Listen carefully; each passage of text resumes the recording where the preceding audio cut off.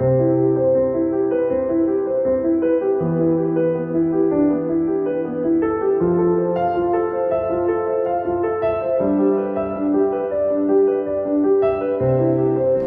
sam Jovana Grublješić, dolazim iz Pančeva prije 15 godina otprilike. Suprug je živeo u Pančevu isto kao i ja, on je živeo 30 godina.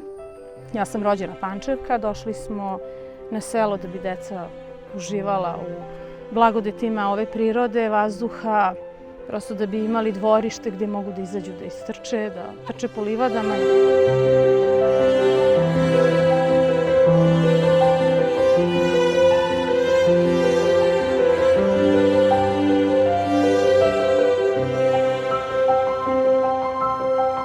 Na plažu dolazimo vrlo često, bar svaki dan, sem kada su naravno jaki košavi, jaki vetrovi.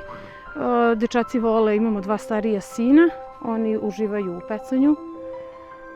Vole sa drugarima da dolaze ovdje vrlo često.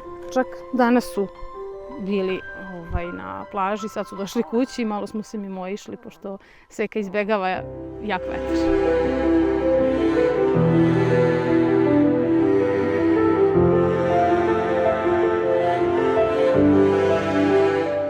Ljudi dolaze zbog ribolova, dolaze jednostavno na piknik, bude prepuno.